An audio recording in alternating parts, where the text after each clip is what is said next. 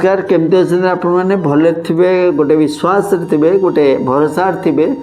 आम महाप्रभु तो अच्छा ना महाप्रभु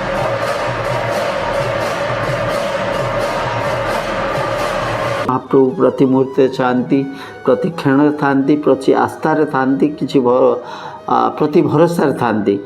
आज एमती एमती कथा गुड़ रहस्य जी अति आनंद लगे आपण को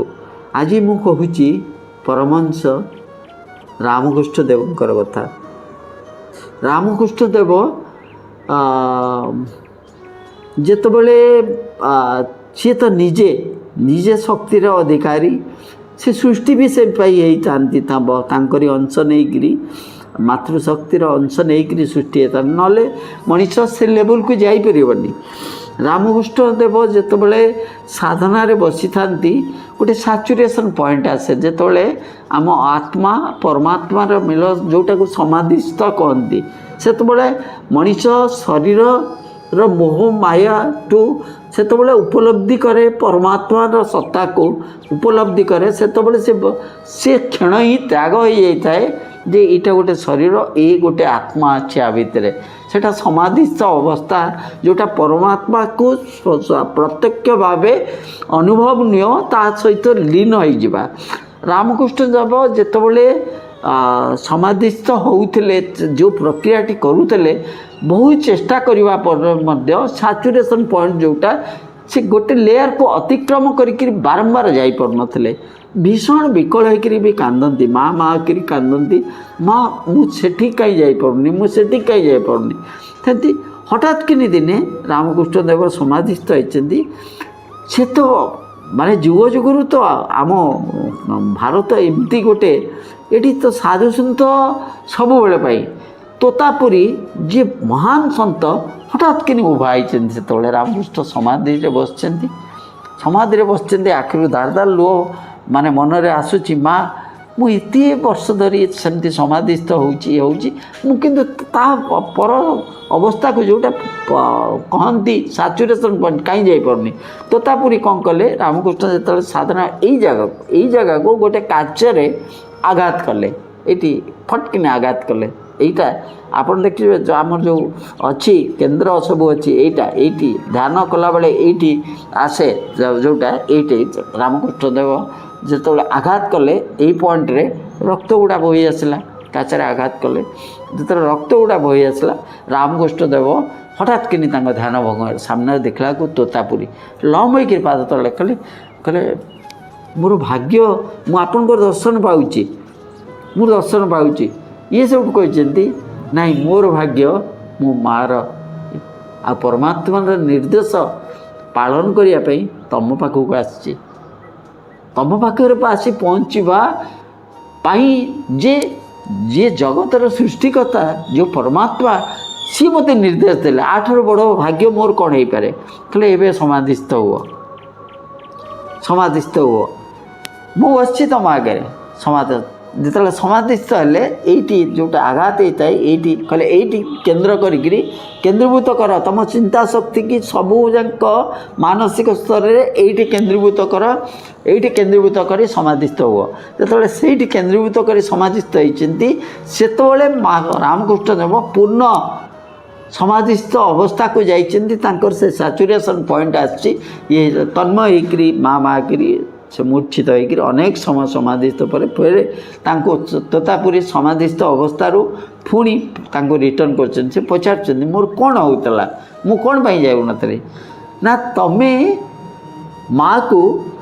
गोटे स्तर रे रखीदे गोटे आकार भितर सीमित रखील तमें से स्तर को भेद करके जापर नल माँ गोटे प्रतिछवि मुझे एग्जांपल दूसरी सपोज माँ गोटे फोटो है माँ गोटे मूर्ति है कि महाप्रभुंर गोटे मूर्ति है आम से महाप्रभु को सीमित रखीदे महाप्रभु एमती यही शरीर महाप्रभु एमती आउ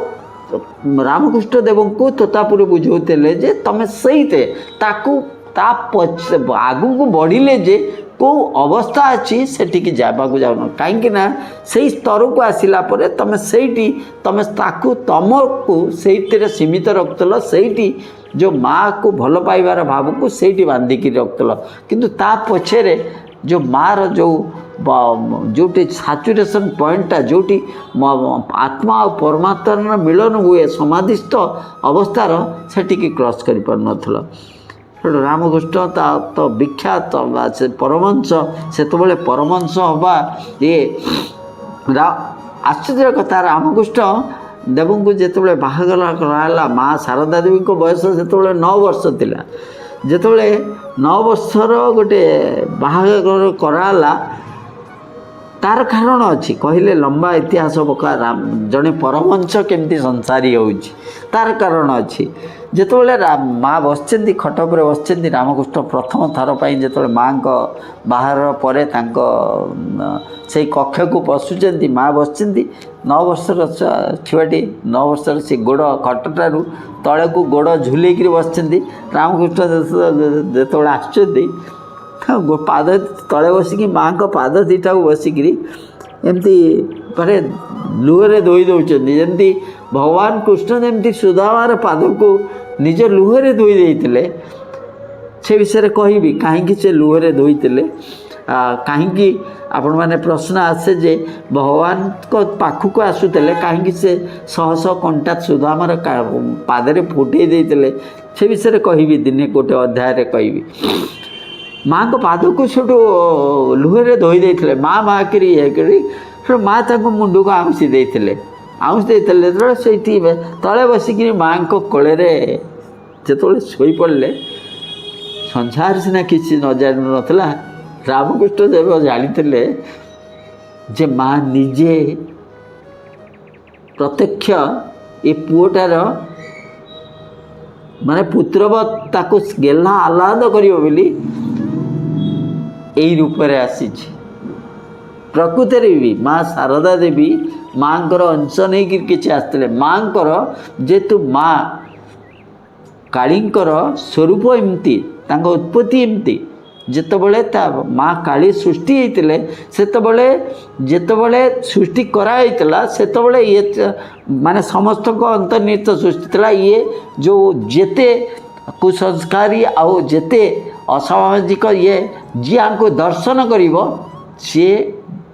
ମୃତ୍ୟୁ ତ କୁହାଯିବନି, ତାଙ୍କ ହାତରେ ଯେଉଁଟା ମୃତ୍ୟୁ ସଂହାରଟାକୁ ତ ମୁକ୍ତ ମୋକ୍ଷ ପାଇଯିବ, ମାନେ ସିଏ ନିଶ୍ଚୟ ସମାପ୍ତ ହେବ। ତାଙ୍କ ସୃଷ୍ଟି ହିଁ ସେହିପରି ଥିଲା, ଯିଏ ପ୍ରତ୍ୟକ୍ଷ ତାଙ୍କୁ ଦର୍ଶନ କରିବ ସେ ନିଶ୍ଚୟ ତାର ସମାପ୍ତ ହୋଇଯିବ। ଯେହେତୁ ରାମକୃଷ୍ଣ ଦେବ ଯିଏ ମାଆର ସାମ୍ନାରେ ବସନ୍ତି, ଏମିତି ହାତ ପଛକୁ କରନ୍ତି, ଯାହା ଖାଇବାକୁ କରୁଥିବେ, ପଛରେ ମା ପଛରେ ଥିବ, ଇଏ ସାମ୍ନାରେ ବସିବେ, ମା ଖାଇଦିଏ, ମା ଖାଇଦେ, ମା ହାତରେ ନେଇକରି ଖାଇଦେଉଥିଲେ। କିନ୍ତୁ ପ୍ରତ୍ୟକ୍ଷ ମାଆଙ୍କ ସାମ୍ନାରେ ପ୍ରତ୍ୟକ୍ଷ ଦର୍ଶନ କରିପାରୁନଥିଲେ, କେହି ବି କରିନାହାନ୍ତି। ସ୍ୱୟଂ ଯିଏ ଶିବ, ଯିଏ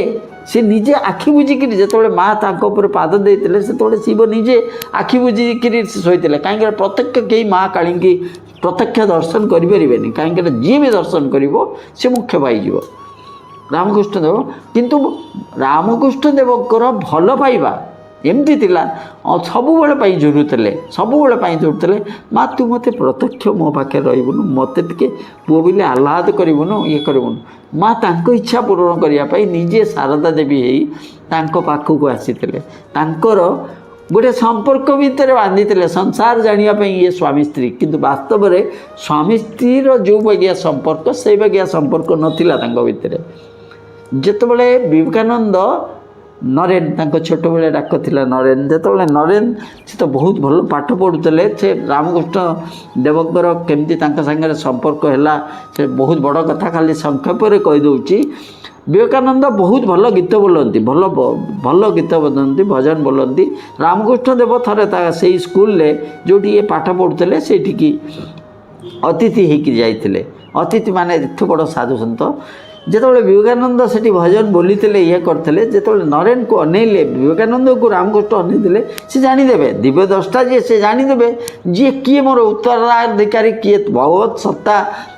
स्पर्श किए सृष्टि जे संसार को कल्याण करिवो ये समाज को उद्धार करिवो से देखिक जानिदेले तापर पाखु डाकिले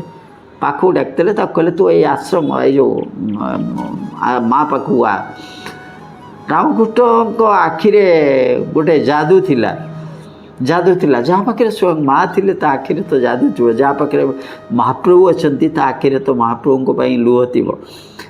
महाप्रभु को भल पाउथिबा लोक को आखिरे महाप्रभु भाव थी चे अंतर कोह थी सेमती दिने रामकृष्ण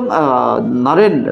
विवेकानंद परिवार 6 ରୁ 7 भाई भौणी थे बहुत बापा मरी जाते बहुत गरीब अवस्था से थिला सबू जाक चाप पड़ूला विवेकानंद उपर केमती खाइबे केमती चलिबे ये बहुत कष्ट थे दिने से कौन है ना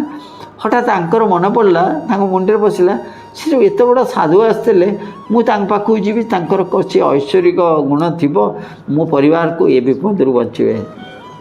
किंतु सृष्टिर नियम जी जिते जो मुहूर्त किए केतबले क्या पाखक बोधुए प्रकारांतर हो कि परोक्षात हो किसी गोटे थाईपे किंतु जिते समय आसे ठीक समय आसे सेतबले मनीष विश्व नियंता करायत जोटा जो समय हवा कथा ही हुए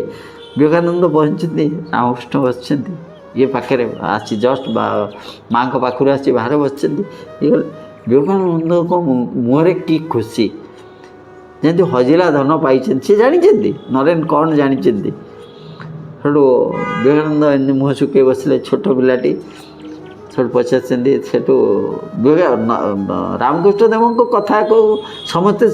बहुत लोग से हंतनी पागल बाबाटे पागलटे सी कौन कहती बहुत सुंदर गल्प मध्यम से बुझे दिखती बहुत कथा बहुत दूर कथा शुणापी लोक आसते से बहुत दूर आसते से कथा गल्प मध्यम सब लोक मान बुझती बढ़िया कथा कहती नरेन से बसता विवेकानंद बसता सेठू रामकृष्ण देव पचारे कौन कहबो नाई ना कहूनु कह माँ अच्छी पूरा कहूनु कह ना नाई मुझे मो घरे किसी एमती अवस्था ये ना ये गोटा कथा माँ देदेव जा भितर जा माँ को कहीदे तू ये कह जा मु कहूँ परा तू जा कहीदेव माँ देदेव सबू देदेव तू कौन कौन मागुच यही घरे खावाई आउ ये चलियापाई माँ आहरी किसी देदेव सर्वस्व देदेव मो माँ संकट तारेणी ये आउ तापाई कौन विवेकानंद जाइए जा फेरी राम मुँह शुकी किसी आसिले रामकृष्ण पचार रे मागिलु माँ कौन कहला नहीं मु मागि पार्ली ना रे कहीं मागिलु जा आउ थे जा छू गले राम विवेकानंद भितर गले फेरले कौन है ना मु मागि पार्ली ना रे हाँ मु माँ को कहीदे जा एथर जा तू जा माँ कहबू मुझर माँ कहूँ ना माँ तो देखादेला ना मार बासना पाइली मत लगे माँ आसुँच मो आप कहवापर माँ आउंट माँ तो ये ना कि माँ को मुझे कहीपारि से तृतीय थर पठेले जो तृतीय थर जा फेरले सेठू रामकृष्ण देव पचारे मागिलु एथर कहलु राम विवेकानंद चिड़ी गले कौन मागे बटपाटी करके रागिकी कहले कौन मागे छोट कथा मागे मु दुखे अच्छी मो परिवार को भात दियो मो परिवार को चलई दियो यहीटा मागे मागे यहाँ मगा जाए माँ को ये मगा जाए गोटे परवंश को गोटे छोट पिला उत्तर दौची माँ को कौन ये मगा जाए जे मो घरे ये दुख अच्छी यार देह खराब अच्छी ये खाया पाऊनी ये करनी से निजे मो सामने ठियाला कौन ये मगा जाए मुझे से गुड़ा मागिनी मुझे बास मागे हठात कि बाहर मत माया रू मुक्त कर मोहरु मुक्त कर मत मोक्ष न दियो पछे तमर करके रखिद रामकृष्ण देव बस से कहले जा ये भिखारीटा तोते कहूँ तो तु घर आज केबे भी खाइबार कष्ट हम ना जा कहीकि से मुंडे यही जगार गोटे टचटी देदेले तो टच देले विवेकानंद अचेत हो गले जो उठिले प्रलाप करिया लगे आप मोर ये कौन कले आप मोर ये कौन कले मो परिवार ये आप ये कहीं विवेकानंद जानी ये जो टचटी देले आंकर तपस्या फल आंकर जो शक्ति थिला तादर किसी प्रदान करते रामकृष्ण देव जमी पागल पर हसती से हस हसिले कहले जा तो घर जा पुणी आसबू तू मुझे जानी विवेकानंद गले देखिले कि समय जा पढ़ापढ़ी तो बढ़िया करती किसी मास पर बैक कले अद्भुत वेशभूषा कहले मु संपूर्ण पलि आसी देखिली आपन जोटा कही मु घर आउ कि ना मोर आउ दरकार ना घरे तो समस्ते भलरे अच्छा मुझे पाखे रही सेठू रामकृष्ण बुझे देख नरेन संसार पाई ज्ञानता खाली सबकि न विद्या ज्ञान दुईटा दरकार पढ़ आहरी पढ़ रामकृष्ण देवकर गोटे ये थिला जे से मुद्रा को टंका को केवे छू नथिले जदि टंका को छुईदेला माने तांको शरीर रे भीषण जंत्रणा होतला सेटा मोहरु मुक्ति मायर मुक्ति होला परे सिद्धि लाभ कला परे किसी साधु संतकर सही अवस्था ही आसे विवेकानंद सब बेले प्रैक्टिकल ही रहती विवेकानंद अंधपरी क्या गुरु बोली मानि नियंतिनी मनीष सेति बेले जोटा जोटा कहती वास्तव में गुरु तो परीक्षा करते शिष्य को ये मोर शिष्य हवा को योग्य कि नहीं शिष्य भी परीक्षा करे मो सामना रे जे अच्छी ये मोर गुरु हवा को योग्य कि नहीं विवेकानंद जानी कहले ये मिछ कौन तो दिने कौन कले अजाणत किछिटा मुद्रा बिछाना तले रखिदे छकिकी रहिले देखा ये तो स्पर्श करे ना जी स्पर्श करे कई तो देखी ना सी तो देखनी थोड़े रखिदे रामकृष्ण जो आसिक बिछाना पर बसी जाइए दुलकिन कचाड़ी ओहो हो कचाड़ी पड़े ये विवेकानंद आसिले छोट गोड़ धरी भूल मांगिले कहले कहले मुझे रामकृष्ण हसिले कहले तोर उचित तू उचित करिछु गुरु से ता शिष्य जो परीक्षा करे गुरु से खुशी हो जाए जे शिष्य जहाँ को गुरु खाली गुरु माने शिष्य को परीक्षा करवा नुहे वास्तव नुहे तमें जहाँ को आदर्श भावुच जहाँ को तमें निजे ये कर तमें भी निजे जान केते आदर्श रामकृष्ण देव महाप्रभु को प्राण भरी भल पाउले आपण मुझे जो कथाटा कहया आपण मान को आश्चर्य लगे रामकृष्ण बहुत लंबा हो विवेकानंद केमती चिकागो गले ये कले से कले ये से जो विवेकानंद जो धर्म सनातन धर्म जो प्रचार आरंभ करते धर्म कौन जो गोटे एडिटे चट्टी बही अच्छी बहुत चट्टी छोटिया बहीटा थॉट ऑफ पावर बिली एडिटे तार गोटे गोटे कोटेशन लाइफ चेंज कर दिए तादर गोटे कोटेशन थिला फास्ट ब्रेड देन रिलीजन जोटा मत मो मानसिक स्तर में मत बहुत दृढ़ करे फास्ट ब्रेड देन रिलीजन प्रथम रुटी तापर जातीयता गोटे भोकिला मनीष को जदि ता पेटरे दाना नथिबो ताकू को भारत माता की जय से केते थर कहबो केते जोर कहबो थरे कहबो दी थर कहबो 50 थर कहबो आस्ते आस्ते ता वॉइस कमी जिवो काहे ना ता पेटरे दाना नहीं तो विवेकानंद कहथिले प्रथमे रुटी तापर होची स्वाधीनता जातीयता स्वाधीनता न जातीयता यदि मनीष सुस्थ रहे सबल रहे आउ ये रहे ताले तार से प्रति मुहूर्त अन्याय विरुद्ध संग्राम सृष्टि कर विवेकानंद जो धर्म यही प्रचार करवा सी रामकृष्ण थरे कहले नरेन तू सबुआड़े जीवु किंतु गोटे जगह को जीवनु विवेकानंद आश्चर्य गले कहले कौ जगह को जीविनी ना श्रीक्षेत्र जीवनु पुरी जीवनु विवेकानंद चमकी पड़े अरे जे जगन्नाथ को महाप्रभु जगन्नाथ को जे प्राण भरी भल पाए सी तांको मना कर ना श्रीक्षेत्र जदि भी भूल चली गलु ता आगू को जीवनु कालियार आगू को जीवनु ता आखिरे आखि मिसेबुनु विवेकानंद चमकी गले कि आश्चर्य कथा गुरु आज्ञा जो मानिया को बाध्य तथापि जो मानुंट मुझे पूर्व कही से सबूक वास्तवता कहे पचार हाँ किंतु मु जीविनी कहीं जदि भी गली भी मु ता आगू को जीविनी कहीं आउ कहीं जीवी ଆଉ ଆପଣ ଯେଉଁ କହିଲେ ତା ଆଖିରେ ଆଖି ମିଶାଇବୁନୁ, କାହିଁକି ମିଶାଇବେନି? ଶୁଣ, ବିବେକାନନ୍ଦ ହସୁଛନ୍ତି। ଜାଣିଛୁ ଏ ବୁଢ଼ାଟା ଜୀବନରେ ତାକୁ ସବୁଠାରୁ ବେଶୀ ଭଲ ପାଏ। ମୋ ମା ଆଉ କିଏ କି? ସେଠୁ ହସିକିରି କହୁଛନ୍ତି, ସେ ପାଗଳ ବାଗିଆ କଥା କହନ୍ତି ଅଳ୍ପ, କହିଲେ ମୋ ମା ଆଉ କିଏ କି? ମାଆର ମୁହଁକୁ ଦେଖୁନୁ, ଇଏ ଆଉ ସିଏ ଅଲଗା ନୁହେଁ। ସେଇପାଇଁ ପରା କହନ୍ତି ସାକ୍ଷାତ ଦକ୍ଷିଣ କାଳିକା। ଜଗନ୍ନାଥ ହେଉଛନ୍ତି ସାକ୍ଷାତ ଦକ୍ଷିଣ କାଳିକା। କିନ୍ତୁ ସେଠି ଯେଉଁ ତାର ଚକା ଆଖି ଅଛି, ଇଏ ଅଛି, ଥରେ ଯଦି ତାକୁ ତୁ ଅନେଇ ଦେଇଛୁ ନା, ତୁ ବୋଲି ନୁହଁ, ଯିଏ ବି ଅନେଇ ଦେଇଛି, ଗୁରୁ ନାନକଠୁ ଆରମ୍ଭ କରିକି ଆପଣଙ୍କର ଯେତେ ବଡ଼ ସାଧୁ ସନ୍ଥ ଯିଏ ଆସିଛନ୍ତି, ଯିଏ ବି କ୍ଷେତ୍ର ଆସିଛନ୍ତି, ଆପଣମାନେ ଦେଖନ୍ତୁ, ଯେତେ ଯିଏ ଥରେ ସବୁ ଧର୍ମ ପ୍ରଚାର କରି ଇଏ କରି ମହାପ୍ରଭୁଙ୍କ ଦର୍ଶନ ପାଇଁ, ଯେତେବେଳେ ମହାପ୍ରଭୁଙ୍କ ଦର୍ଶନ ପାଇଁ କବିର ହୁଅନ୍ତୁ, ଇଏ ହୁଅନ୍ତୁ, ନାନକ ହୁଅନ୍ତୁ, ଯେତେ ଅଲଗା ଧର୍ମପନ୍ଥୀମାନେ ଯେତେବେଳେ ଲାଷ୍ଟକୁ ମହାପ୍ରଭୁଙ୍କ ପାଖକୁ, ଆଦିଗୁରୁ ଶଙ୍କରାଚାର୍ଯ୍ୟ ଯେତେବେଳେ ଆସିଛନ୍ତି, ମହାପ୍ରଭୁଙ୍କ ଆଖିରେ ଆଖି ମିଶି ଯାଇଛି,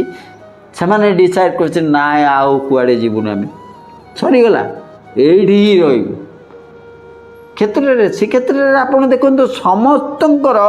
ଶେଷ ସେଇଠି, ସମସ୍ତଙ୍କର ଆଶ୍ରମ, ସମସ୍ତ ଇଏ ସେଇଠି ନିଗମାନନ୍ଦ କୁହନ୍ତୁ, ଇଏ କୁହନ୍ତୁ, ସମସ୍ତେ ଯେତେବେଳେ ଆସିଛନ୍ତି ମହାପ୍ରଭୁଙ୍କ ପାଖକୁ ଆସିଛନ୍ତି, ଯେତେବେଳେ ମହାପ୍ରଭୁଙ୍କ ଆଖି, କାହିଁକିନା ଗୋଟେ ସବୁର ଷ୍ଟାର୍ଟିଂରୁ କହିଥିଲି ଗୋଟେ ସାଚୁରେସନ୍ ପଏଣ୍ଟ ଆସେ, ଯେତେବେଳେ ମହାପ୍ରଭୁଙ୍କ ଆଖିରେ ଏଇ ଯେ ପରମ ସାଧୁ ସନ୍ଥଙ୍କର ଯେତେବେଳେ ଆଖି ମିଶିଯାଏ, ସିଏ ମଣିଷ ଗୋଟେ ସାଧୁ କି ସନ୍ଥ, ଗୋଟେ ତପସ୍ୱୀ କି ମହାନ ଗୁରୁ, ସିଏ ତପସ୍ୟା କରେ କ'ଣ ପାଇଁ? ପରମାତ୍ମା କ'ଣ ଜାଣିବା ପାଇଁ, ପରମାତ୍ମାକୁ ହୃଦୟରୁ ଅନୁଭବ କରିବା ପାଇଁ, ଜନ୍ମ ମୃତ୍ୟୁର ଚକ୍ରକୁ ଭେଦ କରିକିରି ପ୍ରକୃତରେ ଜୀବନ ଚକ୍ର କ'ଣ ଜାଣିବା ପାଇଁ, ସଂସାରର ଚକ୍ର କ'ଣ ଜାଣିବା ପାଇଁ, ଜୀବନର ମୋକ୍ଷ କ'ଣ ଜାଣିବା ପାଇଁ, ଯେତେବେଳେ ମହାପ୍ରଭୁଙ୍କ ଆଖିରେ ଆଖି ମିଶିଯାଏ ସେମାନଙ୍କର, ସେମାନେ ବାସ୍ତବଟା ସେଇଠି ଶହ ବର୍ଷ ତପସ୍ୟା କରିକି ଯେଉଁଟା ପ୍ରାପ୍ତ ନ ହେଇଥାଏ, ଯେଉଁ ଜିନିଷ ଜାଣିବାର ଥାଏ ପାନି ନା, ସେଇଟା ସେଇଠି ମହାପ୍ରଭୁଙ୍କ ଆଖିରେ ଆଖି ମିଶିଲା ଅନୁଭବ ହିଁ କରିଦିଅନ୍ତି, ମହାପ୍ରଭୁ ଦେଖାଇ ଦିଅନ୍ତି। ଯେତେବେଳେ ସେଇ ସାଚୁରେସନ୍ ପଏଣ୍ଟଟା ଆସିଯାଏ, ସେତେବେଳେ ମଣିଷ, ସେତେବେଳେ ସବୁକିଛି ଆଉ କ'ଣ ଅଛି କି? ମୁଁ ତ ଏଇଠି ତୁମ ପାଖରେ ସବୁ ଜୀବନ ସାରା ଯାହା ଇଏ କରିଥିଲି, ଯେଉଁ ପାଇଁ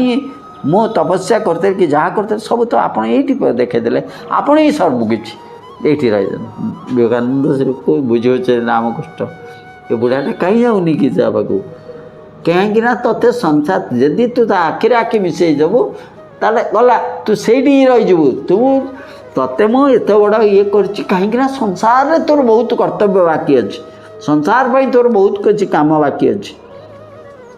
ତୁ ଯଦି ତା ଆଖିରେ ଆଖି ମିଶାଇ ଦେବୁ, ଗଲା, ତୋ ସାଚୁରେସନ୍ ପଏଣ୍ଟ ଆସିବ, ତାପରେ ଆଉ ତୋର କିଛି ଦରକାର ନାହିଁ। ତୁ ଜାଣିଦେବୁ ଯେ ଯେତେ କାମ କଲେ କ'ଣ ହେବ, କ'ଣ ନାହିଁ, ଇଏ ନାହିଁ, ମୋର ତ ଜୀବନ ତ ଇଏ, ଆଉ ଇଏ ତ ପରମାତ୍ମା ତ ଇଏ, ଆଉ ତୁ ସେଇଠି ବସିଯିବୁ। ତେଣୁ ବିବେକାନନ୍ଦ କେବେ ବି ସେ କ୍ଷେତ୍ର ଆସିନାହାନ୍ତି, ଶ୍ରୀକ୍ଷେତ୍ର ମହାପ୍ରଭୁଙ୍କୁ ରାମକୃଷ୍ଣ ଦେବ ବି ଆସିନାହାନ୍ତି। ହରେଜ ମାନେ ମା ଶାରଦା ଦେବୀ ଦୁଇଥର ଆସିଛନ୍ତି। ମାଙ୍କ ସବୁବେଳେ ବିକଳ ହେବେ ରାମକୃଷ୍ଣ ଦେବ, ତମେ ଟିକେ ଯାଆନ୍ତନି, ତମେ ଟିକେ ଯାଇକି ଟିକେ ଦେଖିଦେଇକିରି ଆସନ୍ତନି, ମା ତୁ ଟିକେ ଯାଆନ୍ତନି, ତୋରି ଆଖିରେ ମୁଁ ଦେଖନ୍ତି। ତମେ ତ ଦେଖୁଛ ଏଠି ନା ନାଇଁ? ଯେତେବେଳେ ଶ୍ରୀକ୍ଷେତ୍ର ଯିଏ ଯାଏ ନା, କାଳିଆ ଆଗକୁ ଯିଏ ଯାଏ ନା, ଯେତେବେଳେ ସେଠୁ ଫେରେ ନା, ତା ଦେହରୁ ସିଏ କାଳିଆ ବାସେ। ପ୍ରକୃତରେ ଆଜ୍ଞା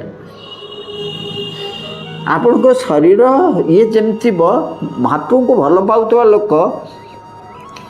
ମହାପ୍ରଭୁଙ୍କୁ ଆଉ ଜଣେ ଭଲ ପାଉଥିବା ଲୋକ ଯେତେବେଳେ ଫେରେ ନା ସେଠୁ, ତା ଦେହରୁ କାଳିଆ ବାସ୍ନା ହିଁ ଆସେ, ସେ ବାସ୍ନା ହିଁ ଅଲଗା। ମା ଦୁଇଥର ଆସିଛନ୍ତି। ମାଙ୍କର ଯେଉଁ ବିରଳ ଫଟୋ ଅଛି, କେମିତି ମା ଯେତେବେଳେ ଶ୍ରୀମନ୍ଦିରରୁ ବାହାରୁଛନ୍ତି, ଏମିତି କୋଳେଇକିରି ମହାପ୍ରଭୁଙ୍କର ଫଟୋ ଧରିଛନ୍ତି। ମା ଦୁଇଥର ଆସିଛନ୍ତି। ମହାପ୍ରଭୁ ରାମକୃଷ୍ଣ ଦେବ ପାଗଳା ହେଇଯାନ୍ତି। ଯଦି 1 କିଲୋମିଟର 2 କିଲୋମିଟର ଦୂରରେ କିଏ କ୍ଷେତ୍ର ଯାଇଛନ୍ତି, ଶ୍ରୀକ୍ଷେତ୍ରରୁ ଯାଇ ଫେରିଛନ୍ତି, ମହାପ୍ରସାଦ ଧରିକି ଯାଉଛନ୍ତି, ରାମକୃଷ୍ଣ ଦେବଙ୍କୁ ବାସୁଥିଲା ସେତେବେଳେ, ପୁରା ମାନେ ଲଙ୍ଗଳା ମୁକଳା ହେଇକି ଦୌଡ଼ିକିରି କାଳିଆର ପ୍ରସାଦ କହି ଦୌଡ଼ିକିରି ପଳେଇ ଯାଉଥିଲେ। ସେଇ ଲୋକ ଯିଏ ମହାପ୍ରସାଦ ଧରିକି ଯାଉଥିଲା ତା ଗୋଡ଼ ତଳେ ଲମ୍ବ ହେଇକି ପଡ଼ିଯାଉଥିଲେ। ଆମକୁ ତାଙ୍କ ବଙ୍ଗାଳୀ ଭାଷାରେ କହୁଥିଲେ ଆମକୁ ଦେବେ, ମୋତେ ଟିକେ ଦେବୁ, ମୋତେ ଟିକେ ଦେବୁ, ମୋତେ ଟିକେ ଦେବୁ। ଆଖିରେ ଲୁହ ବିକଳ ହେଇକି ତଳେ ପଡ଼ିଥିବେ। ତଳେ ପଡ଼ିକିରି ହାତଟା ଦେଖି ମୋତେ ଟିକେ ଦେ, ମୋତେ ଟିକେ ଦେ, ମୋତେ ଟିକେ କାଳିଆର ପ୍ରସାଦ ଟିକେ ଦେ, ବିକଳ ହେଇକିରି କରୁଥିବେ। ଯିଏ ମାନେ 1 କିଲୋମିଟର 2 କିଲୋମିଟର ଦୂରରେ ଯିଏ ଫେରୁଥିବ ମହାପ୍ରସାଦ ନେଇ ଆଙ୍କୁ ବାସେ, ଇଏ ଦୌଡ଼ିକିରି ପଳାନ୍ତି, ଯାଇକି ଗୋଡ଼ ଧରିକି ପଡ଼ିଯିବେ, ମୋତେ ଟିକେ ଦେ, ମୋତେ ଟିକେ ଦେ। କେମିତି ବିବେକାନନ୍ଦ ଯେତେବେଳେ ସମାଧିସ୍ଥ ହେଇଥିଲେ, ମାନେ ଯେତେବେଳେ ଚିକାଗୋରୁ ଫେରିକି କରି କେମିତି ରାମକୃଷ୍ଣ ଦେବ ତାଙ୍କୁ କ'ଣ କହିଥିଲେ, ଯେତେବେଳେ ଦେହାନ୍ତ କେମିତି ହେଲା, ରାମକୃଷ୍ଣ ଦେବଙ୍କର ଶରୀର ପରମାତ୍ମା ସହିତ କେମିତି ଲୀନ ହେଲା, ସେଦିନ କ'ଣ ହେଉଥିଲା, ସେଦିନ କ'ଣ ହେଇଥିଲା। ଆଉ ସ୍ୱାମୀ ବିବେକାନନ୍ଦ ଯେତେବେଳେ ନିଜେ ସମାଧିସ୍ଥ ହୋଇଯାଇଥିଲେ, ରାମକୃଷ୍ଣ ଦେବ ତାଙ୍କର ଯେଉଁଟା ସେ ତ ପରମହଂସ, ତାଙ୍କର ଯିବା ପରେ ସମାଧିସ୍ଥ ହେବା ପରେ କେମିତି ସ୍ୱୟଂ ଆବିର୍ଭାବ ହେଇକିରି ବିବେକାନନ୍ଦକୁ କ'ଣ କହିଥିଲେ, ଯାହାଦ୍ୱାରା ବିବେକାନନ୍ଦ ପୁଣି ଉଠିଲେ, ମାନେ ସମାଧିରୁ ଉଠିକିରି ପୁଣି ତାଙ୍କ କର୍ତ୍ତବ୍ୟ ପାଇଁ ଲାଗିଲେ, ଚିକାଗୋ ଗଲେ, ଇଏ କଲେ, ସେ କଲେ, କେମିତି ସାରା ବିଶ୍ୱରେ ଭାରତର ନାଁକୁ ଇଏ କଲେ। ଆସିବି ଆଉ ଗୋଟେ ଅଧ୍ୟାୟରେ। ଆପଣମାନେ ଭଲରେ ଥାଆନ୍ତୁ, ଖୁସିରେ ଥାଆନ୍ତୁ, ଗୋଟେ ବିଶ୍ୱାସରେ ଥାଆନ୍ତୁ। ଆମ ପାଇଁ ଆମ ମହାପ୍ରଭୁ ଅଛନ୍ତି। ରହିଲି ସେଠି।